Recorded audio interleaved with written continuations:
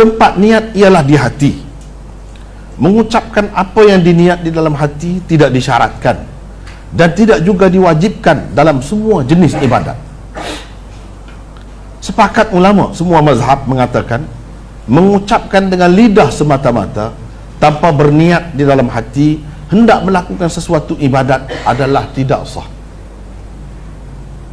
Ulama semua mazhab juga bersepakat mengatakan ada niat di dalam hati sahaja sudah memadai untuk sahnya sesuatu amalan ibadat, kecuali dalam ibadat haji dan umrah, kerana selain mesti ada niat hendak mengerjakannya, sunat juga diucapkan apa yang diniat. Apa yang diniat itu, misalnya diucapkan labbaika bihajjin wa umratin kalau hendak mengerjakan haji dan umrah, haji tamattu kau misalnya, atau labbaika bi umratin kalau hendak mengerjakan umrah sahaja. Disunatkan disebut gitu, disunat saja. Kalau tak sebut tak apa, tapi ada sunat itu jelas ada.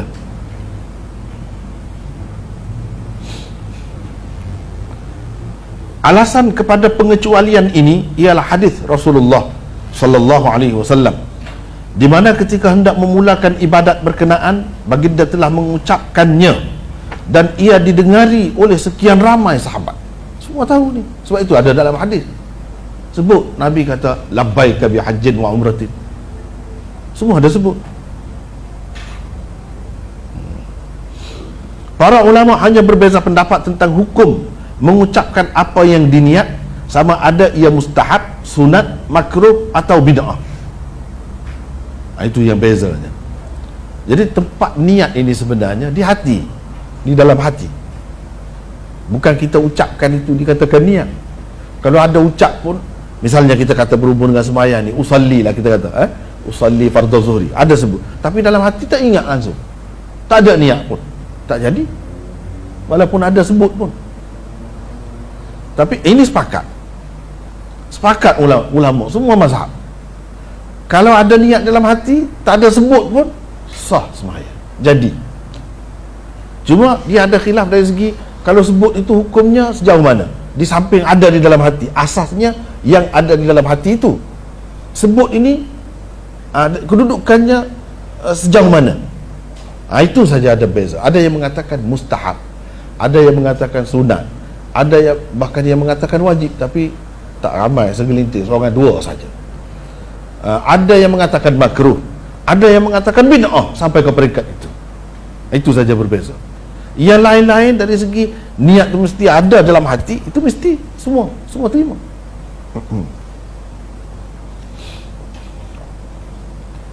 Kebanyakan ulama dari kalangan Syafi'iyah dan Hanafiyah menganggap ia mustahab. Apa? Sebut itu, sebut apa yang diniat itu. Kita niat dalam hati nak sembahyang zuhur, jadi kita sebut, kita sebut itu mustahab katanya. Hanya seorang dua ulama sahaja dari kalangan Syafi'iyah berpendapat mengucapkan apa yang diniat untuk sesuatu ibadat adalah wajib.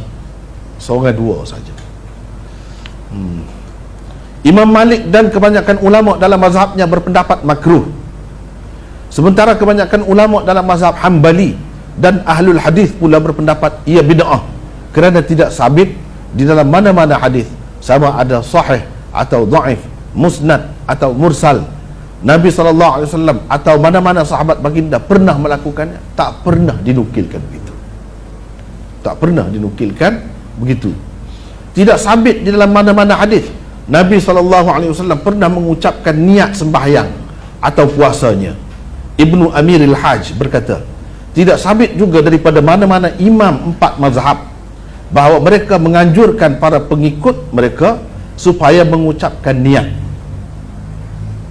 Bagi penulis, bagi saya sendiri, pendapat inilah yang benar.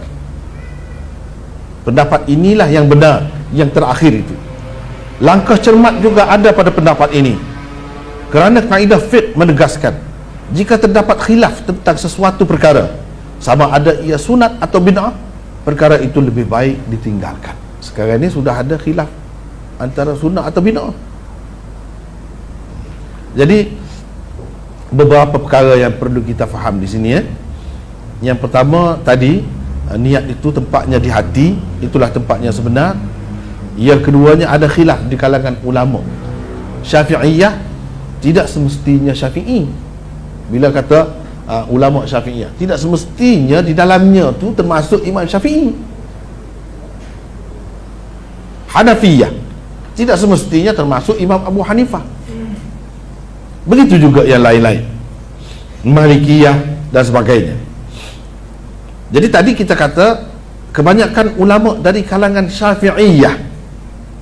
Apakah termasuk Imam Syafi'i sendiri? Belum tentu. Kalau mengikut Ibnu Amiril Hajj, dia kata Imam Syafi'i pun tak ada kata begitu, tak ada ajar begitu. Jadi Syafi'iyah bermakna pengikut-pengikut atau orang-orang yang mendakwa, ulama-ulama yang mendakwa sebagai Syafi'i, mengikut Syafi'i, dan dia pakai kaedah Syafi'i. Itulah secara umumnya yang dimaksudkan dengan Syafi'iyah. Begitu juga dengan Hanafiyah. Cuma golongan Hanafiyah ni dia ada beza sikit.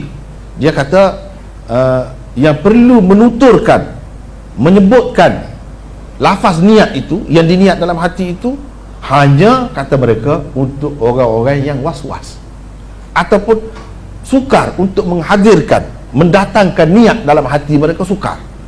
Kecuali dengan menyebutkannya, ketika itu baru mustahab. Mustahab ini dianggap elok lah, elok. Adapun golongan Syafi'iyah menganggap menyebutkan lafaz niat itu mustahab untuk semua. Tak kira dia was-was ke, dia tidak was-was ke, memang mustahab, elok, bagus. Kita sebutkan itu termasuk dalam bagus. Dia mustahab bawah daripada sunat, mandub bawah lagi, rendah lagi kedudukannya. Wajib atas lagi, mandub bawah.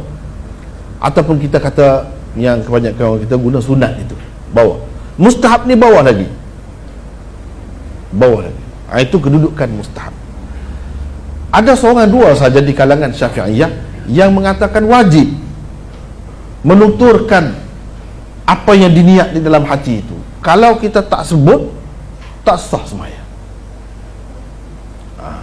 Ada antaranya ialah Abu Abdullah Az-Zubairi. Tetapi para ulama Syafi'i sendiri pun membantah dia. Termasuklah Imam Al-Mawardi, Imam Nawawi, Imam Rafi'i dalam syarah Wajiznya. Mereka kata ini silap, dia silap. Sebenarnya dia salah faham. Dia buat kesimpulan daripada kata-kata Syafi'i, yang ini tidak semesti seseorang itu menyebutkan dengan kuat apabila dia berihram. Kalau dia sudah ada niat, itu sudah sah dah ihram haji atau umrah dia, tidak syarat. Ia tidak seperti sembahyang. Imam Syafi'i kata walaisa kas-salah. Ia tidak seperti sembahyang allati la tasihhu illa bin nutqi. Itu lafaz Imam Syafi'i, yang tidak sah melainkan dengan dituturkan, diucapkan. Dia faham, tuturkan di situ, ucapkan itu, ucap lafaz niat, apa yang diniat. Padahal Imam Syafi'i sebenarnya bermaksud kecuali dengan dia dituturkan lafaz takbir, Allahu Akbar. Sembahyang tidak sah melainkan kena di samping niat itu kena ada tutur Allahu Akbar. Itu maksudnya. Jadi ulama-ulama dalam mazhab Syafi'i sendiri kata begitu. Dengan sebab itulah Ibnu Amiril Hajj dan ramai lagi orang-orang lain kata, dia kata sebenarnya tidak sabit daripada imam mazhab 4 ni, termasuk Imam Syafi'i sendiri, yang jelas menyebutkan, menganjurkan, mengatakan elok ke, sunat ke, apalagi kalau nak kata wajib, tak ada sabit, tak ada terbukti, tak boleh nak buktikan. Adapun yang tadi, ulama-ulama Syafi'i sendiri bantah. Abu Abdullah Az-Zubairi itu dibantah, mereka kata dia salah faham. Mawardi sendiri kata itu orang Syafi'i. Imam Nawawi Syafi'i kata itu silap, dia disalah faham. Sebenarnya Imam Syafi'i maksud tuturkan itu tutur takbir tu, Allahu Akbar tu. yang mesti ada niat di dalam hati. Adapun menyebutkan lafaz niat seperti usalli itu bukan, itu dia salah faham. Jadi atas dasar ramai tokoh-tokoh dalam mazhab Syafi'i mengatakan ini kesilapan dia sampai mengatakan wajib, tidak sah sembahyang. Imam Syafi'i kata kecuali dengan menuturkannya. Menuturkannya itu apa? Dia faham menuturkan apa yang diniat itu, yang ni kata usalli itulah, tapi dia kata wajib, tak sah sembahyang. Itu keliru. Sebab apa? Ulama dalam mazhab Syafi'i kata tak pernah siapa pun mengatakan kalau seseorang itu sudah ada niat, dia tak sebut itu sampai tak sah sembahyang. Tak pernah ada. Itu keliru. Dengan sebab itu kita mengatakan ini yang lebih tepatnya bid'ah. Kalau bagi saya bid'ah. Dan ramai lagi ulama-ulama yang lain, ramai, bukan seorang. Seperti yang saya sebutkan di sini. Sebab apa kita kata bid'ah? Sebab tak pernah Nabi di sembahyang tak tinggal. Tak pernah dinukilkan Nabi ada sebut. Tak pernah. Puasa begitu juga tak pernah. Kalau nak ada pun satu saja ibadat, iaitu dia buat haji, dia ada kata kuat. Itu pun kalau niat dalam hati mesti kena ada. Kalau tidak ada sebut tapi dalam hati ada, memadai, semua terima begitu. Tapi kalau tuturkan saja, dalam hati tidak ada, semua terima, tak sah. Semua terima, tak sah. Jadi dalam keadaan tidak ada satu pun hadis, yang sahih pun tidak ada, yang dhaif pun tidak ada, seorang pun sahabat tidak ada dinukilkan mereka ada menyebutkan, orang panggil dalam istilahnya at-talaffuz bin niyah, mengucapkan apa yang diniat di dalam hati dalam bentuk lafaz. Ikutlah kita kata uridus salah ataupun usalli dan sebagainya, usalli fardhu, usalli sunnah, tanggap apa, kita kata itu semua tu tak pernah ada. Tak pernah ada Nabi SAW dan sahabat, tak pernah ada. Mengikut Ibnu Amiril Hajj dan ramai lagi yang lain, dia kata imam-imam mazhab 40 imam dia betul tu, imam yang betul-betul, tak ada. Jadi bermakna benda ni benda baharu, benda baharu sebenarnya, benda baharu. Tapi seperti kita kata tadilah, memang ada di dalam kitab disebut, kebanyakan ulama Syafi'iyah, Hanafiyah kata mustahab, itu ada, memang ada. Tetapi kalau kita bahas, kalau kita bincangkan mustahab ni hukum ke apa, termasuk dalam bab hukum ke apa, nak kata sunat ke wajib ke makruh ke, ini semua ni berkait dengan hukum. Nak berkait dengan hukum dia mesti kena ada dalil. Tak boleh kita kata elok lah, kita kata elok memudahkan dia ingat dalam hati dia. Ya, di satu pihak mungkin ada keadaannya bukan semakin memudahkan, semakin mengelirukan. Boleh jadi semakin mengelirukan, semakin jadi was-was. Sebab itu kalau mengikut perhatian saya lah, nanti tengok yang paling ramai was-was orang mazhab Syafi'i. Sebab apa? Sebab payah sangat, susah sangat nak niat. Dan mesti dalam takbir itu antara dengan ra tu mesti masuk niat dalam tu, mesti masuk. Tak boleh dulu sikit pun tak boleh, kemudian sikit pun tak boleh. Sebab apa? Dia pegang dengan kaedah qasdus syai' muqtarinan bi fi'lih. Itu yang dipegang. Apa niat? Niat ialah mengqasadkan sesuatu. Kita mengajarkan melakukan sesuatu dalam keadaan kita melakukannya. Ketika mula-mula kita nak buat ketika tu susah tu. Dan kalau kita nak tanya, adakah dalam hadis mesti kena menghadirkan niat antara dengan ra? Tak ada. Tak ada. Kalau berdasarkan hadis tak ada. Jadi macam mana kita tentukan begitu sampai ketat sekali tu? Dan bagaimana pula kalau kita nak bincang, kalau kita nak bahaslah niat puasa. Apakah kita niat puasa ketika mula-mula masuk waktu subuh tu? Masuk waktu subuh mesti kita niat masa tu. Berapa lama? Antara apa dengan apa? Kalau semuanya tu antara dengan ra, takbiratul ihram. Kalau puasa, tidakkah dikatakan puasa itu kena berniat semenjak malam lagi? Macam mana pula boleh berlaku berpercanggahan di antara qasdus syai' muqtarinan bi fi'lih tadi. Sekarang ni dia tidak puasa lagi, tapi dia sudah niat malam. Sedangkan syarat niat mesti kena melakukan sebahagian daripada ibadat yang kita nak buat tu dahulu di permulaannya. Sedangkan ini niat malam lagi, kita tak puasa lagi. Puasa baru bermula bila masuk subuh. Sekarang ni niat sudah ada dahulu. Mereka kata, ini jawapan bagi pihak Syafi'iyah, dia kata sebab ada hadis. Itu sebab ada hadis. Kita angkat tangan lah kalau ada hadis. Sebab Nabi SAW suruh tabyid. Suruh tabyidun niyah, yang ni ingat niat tu pada waktu malam, syarat. Dia tidak sebut pula di permulaan perbuatan puasa tu sendiri, tapi ikut mana-mana pun nampak tak kemas tu.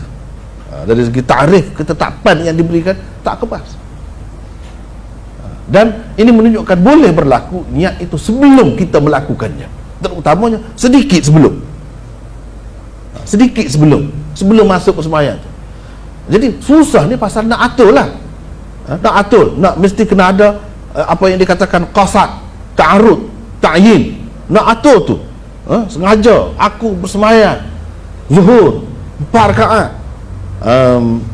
imam ataupun makmum kerana Allah Ta'ala, tunai ataupun qada, mesti kena ada lagi kan. Nak atur itu susah sebenarnya.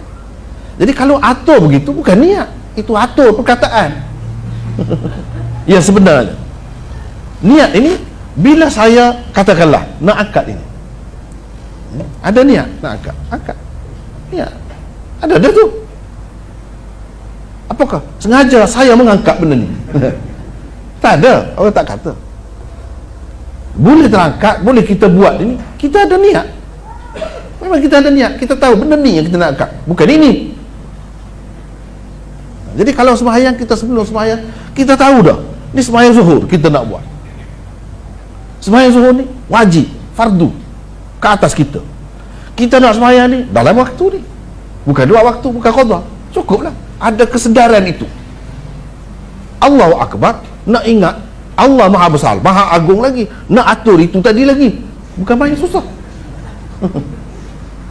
Jadi yang kita ingat semasa Allahu Akbar tu, apa yang kita kata ialah Allahu Akbar, tetapi yang kita ingat benda lain. Kita tak ingat pun Allah Maha Agung, kita telah tinggalkan segala-galanya, angkat tangan, semua yang lain ketepikan, angkat tangan, kita tinggalkan. Meniaga kita besar pun Allah Akbar, lebih besar, agung lagi. Apa kerja kita pun semua kita tinggalkan. Sebab apa? Sebab Allahu Akbar. Itu yang kita ingat. Tapi kalau kita duduk atur begitu, susah. Itu perbahasannya. Kemudian ini masalah, kalau kata mustahab, kata makruh, kata apa pun, ini berkait dengan hukum. Kalau hukum, dia kena ada hadis sekurang-kurangnya, kalau tidak ada Quran pun. Kalau hadis, dia kena ada hadis tu sekurang-kurangnya bertaraf hasan. Ini usah kena hasan, dhaif pun tidak ada. Hadis yang marfu' pun tidak ada, musnad tidak ada, hadis yang mursal pun tidak ada. Jadi yang senangnya begitu saja. Kita pergi tengok luar-luar negara tu, kita tengok senangnya orang sembahyang. Nah, Allahu Akbar. Ni ada di dalam masyarakat kita tu, nak atur tadi tu dah, bukan main lama. Allah lama, dah sudah bercanggah dari segi tajwid, dari segi apa pun. Iya. Jadi Allah, macam-macam kita tengok tu. Kita tengok kelakuan tu yang melucukan kadang-kadang. Dia takap begitu. Perkara yang macam ni kita tidak dapat lihat sebenarnya dalam mazhab lain, yang orang yang mengamalkan mazhab lain. Tapi dalam mazhab Syafi'i banyak berlaku. Setengah-setengah orang tu dia nak ambil air sembahyang, dia tak dapat ambil air sembahyang dengan menggunakan paip ni. Dia mesti kena kolah, sebab dia kena selam kepala dia. Sebab mesti kena ada niat ketika masuk muka tu kan. Ni kadang-kadang dia basuh, basuh tu niat tu mari kita kena basuh sini, dah tak jadi dah sini dah. Kesusah tu. Yang sebenarnya dia selam kepala dia, muka dia tu dalam kolom. Itu semua jadi susah. Jadi takak begitu. Lepas tu macam-macam. Yang peliknya dia jadinya, kalau tu imam tu dah rokok tu nak bangun, dia jadi pula. Senang nak masuk niat. Ini semua akibat apa? Akibat benda ni lah. Talaffuz bin niyat. Nak menghadirkan niat dalam hati itu susah sangat. Sehingga jadi was-was, penyakit was-was. Tapi kalau kita ikut cara lain, sebab sebenarnya benda ni tidak ada asas pun. Tetapi amalan yang dilakukan oleh orang ramai ini sebenarnya memang banyak lah. Sebab kita tidak berpandukan hadis sangat, kita berpandukan kitab yang orang tulis. Dia kata mustahab. Kita tak fikir dah, nak mustahab ni, nak jadi mustahab dia kena hadis macam mana. Sekurang-kurangnya ini masalah hukum, bukan masalah fadail. Nak kata hadis dhaif tak apalah, bukan masalah fadail. Ini masalah hukum. Jadi kalau masalah hukum, dia kena sekurang-kurangnya hasan. Ini tidak ada hasan pun tidak ada, dhaif pun tidak ada, sahih pun tidak ada. Menyebabkan apabila kita lari daripada sunnah, inilah akibatnya. Jadi susah lah kita. Jadi susah, macam-macam penyakit timbul. Padahalnya senang saja. Ya Rasulullah SAW buat macam mana? Tak pernah pun diajar begitu. Setiap seseorang nak buat dalam keadaan sedar, kecuali kalau dia mengigau. Kalau dia mabuk, dia tak sedar. Kalau dalam keadaan sedar tu, kita buat apa-apa mesti ada niat dalam ikhtiar kita. Kecuali kalau kita naik pokok, kita jatuh, itu bukan ikhtiar kita, bukan pilihan kita. Kalau yang kita pilih, mesti kita ada ni ingat. Mesti ada ingat. Ingat itulah niatnya. Nak buat apa? Tapi kena tahu lah. Janganlah tak tahu sembahyang zuhur tu fardu ke sunat. Itu tak boleh lah. Kena tahu lah yang kita nak sembahyang ni sembahyang jelas dah, sembahyang zuhur. Jadi tak perlu kata. Ada di dalam hati itu sudah memadai. Ringkas saja, mudah saja.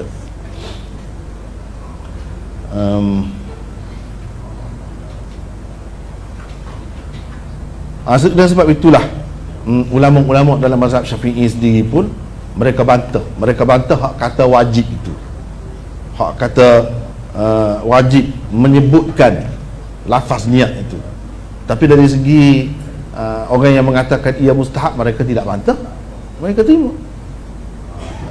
Tapi kalau kita tanya, sebab kalau kita belajar hadis ini, dia tidak berpihak pada mana-mana. Mazhab ni ikut dia, bukan hadis nak ikut mazhab. Tak. Jadi kalau kita nak betulkan amalan kita ataupun apa, kita kena merujuk kepada hadis. Kalau merujuk kepada kitab, memang betul ada dalam fiqh Syafi'i, dia kata mustahab. Tetapi kita kena tanya seterusnya, nak jadi mustahab, kita nak kata mustahab ni berdasarkan apa? Biarlah ada hadis.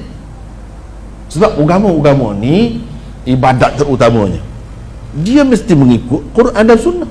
Itu asasnya. Semua terima. Itu semua diterima oleh ulama.